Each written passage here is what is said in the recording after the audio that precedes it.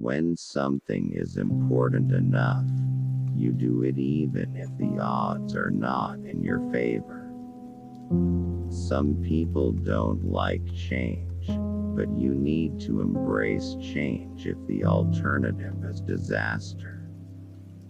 If you're trying to create a company, it's like baking a cake. You have to have all the ingredients in the right proportion. I think it's very important to have a feedback loop, where you're constantly thinking about what you've done and how you could be doing it better. I think that's the single best piece of advice. Constantly think about how you could be doing things better and questioning yourself. People work better when they know what the goal is and why. It is important that people look forward to coming to work in the morning and enjoy working. We're running the most dangerous experiment in history right now, which is to see how much carbon dioxide the atmosphere can handle before there is an environmental catastrophe. To make an embarrassing admission, I like video games. That's what got me into software engineering when I was a kid. I wanted to make money so I could buy a better computer to play better video games. Nothing like saving the world. I think that's the single best piece of advice.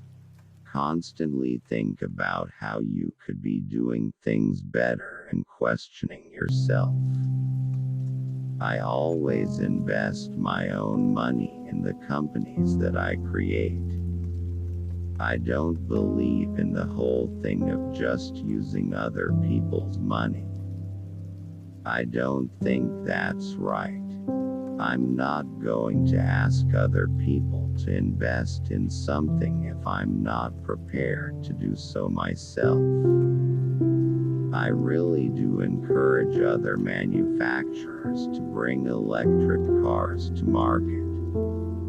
It's a good thing, and they need to bring it to market and keep iterating and improving and make better and better electric cars. And that's what's going to result in humanity achieving a sustainable transport future. I wish it was growing faster than it is. Brand is just a perception, and perception will match reality over time. Sometimes it will be ahead, other times it will be behind. But brand is simply a collective impression some have about a product. There have to be reasons that you get up in the morning and you want to live. Why do you want to live? What's the point? What inspires you? What do you love about the future? If the future does not include being out there among the stars and being a multi-planet species, I find that incredibly depressing. Starting a business is not for everyone. Starting a business, I'd say, number one is have a high pain threshold. We can't have, like, willy-nilly proliferation of fake news. That's crazy. You can't have more types of fake news than real news. That's allowing public deception to go unchecked. That's crazy. If you go back a few hundred years, what we take for granted today would seem like magic. Being able to talk to people over long distances, to transmit images, flying, accessing vast amounts of data like an oracle. These are all things that would have been considered magic a few hundred years ago. If you're entering anything where there's an existing marketplace against large, entrenched competitors, then your product or service needs to be much better than theirs. It can't be a little bit better, because then you put yourself in the shoes of the consumer. You're always going to buy the trusted brand unless there's a big difference.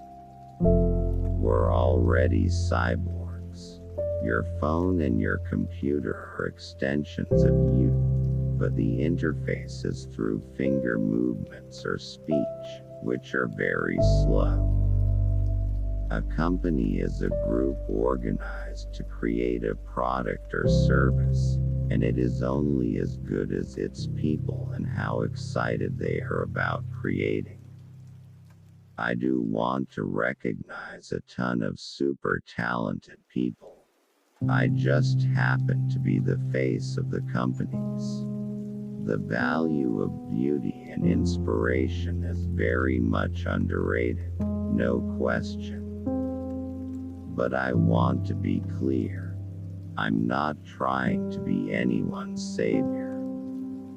I'm just trying to think about the future and not be sad.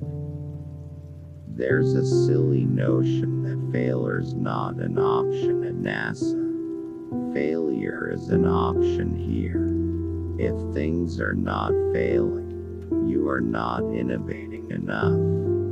When Henry Ford made cheap, reliable cars, people said, "Nah, what's wrong with a horse?" That was a huge bet he made, and it worked. The problem is that at a lot of big companies, process becomes a substitute for thinking. You're encouraged to behave like a little gear in a complex machine. Frankly, it allows you to keep people who aren't that smart, who aren't that creative.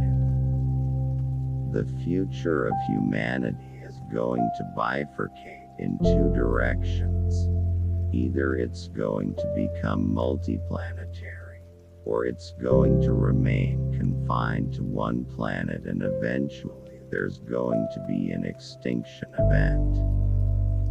The path to the CEO's office should not be through the CFO's office, and it should not be through the marketing department. It needs to be through engineering and design. If you don't have sustainable energy, you have unsustainable energy. The fundamental value of a company like Tesla is the degree to which it accelerates the advent of sustainable energy faster than it would otherwise occur.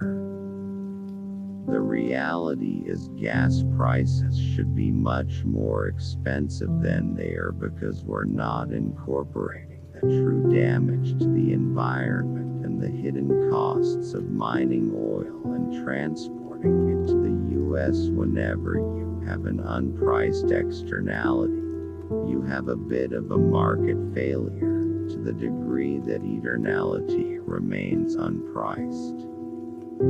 I do think there is a lot of potential if you have a compelling product and people are willing to pay a premium for that.